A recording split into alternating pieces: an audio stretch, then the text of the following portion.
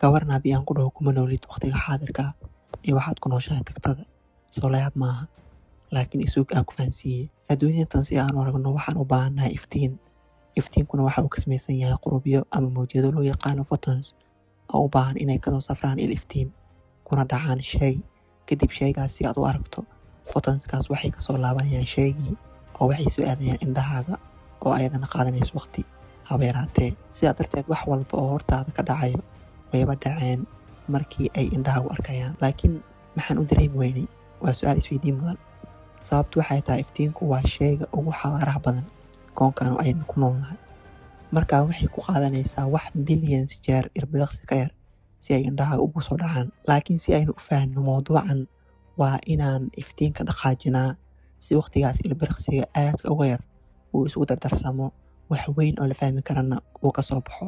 aynu ka soo qaadno qoraxda ama cadceedda iftiinkeedu wuxuu nagu soo gaaraa 8 daqiiqo. sidaa darteed haddii ay qoraxdu maanta hal mar baaba'do ma dareemi karno ilaa laga gaaro 8 daqiiqo.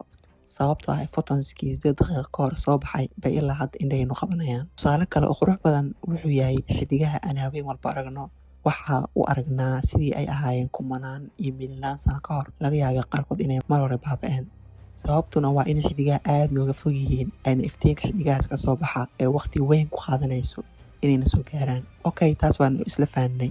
kawar maqalka waqti xaadirka ma maqalnaa?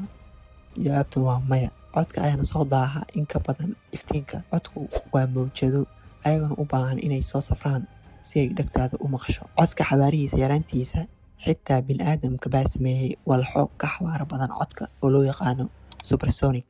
marka wax kastoo aad maqasho waa wax dhawaaqay waqtiga tagtada ah. ma intaas keliya ahaa? maya, hawshu intaa kuma eka. soo daahidda hirarka keliya maaha dib u dhac maqalkeena iyo aragtideena. sidoo kale waxaa qayb ka leh processka uu jirkeena marsiiyo hirarkaas si maskaxdeena micne ay ugu yeesho. indhaha iyo dhagaha waa keliya waddada ay soo maraan, balse go'aanka ugu dambeeya waxaa qaata maskaxda si ay usoo gaaraanna waxaa soo qaada nerves kadib markii loo bedelay electrical signals kuwa oo ayagana waqti u baahan si ay u tagaan maskaxda. haddaba aragtideenuba waxay ku beysgaraysan tahay waqtiga tagtada ah oo si haddii loo fiiriyo ma jiro wax waqti xaadir la yiraahdo oo aynu arki karno ama ku noolnahay.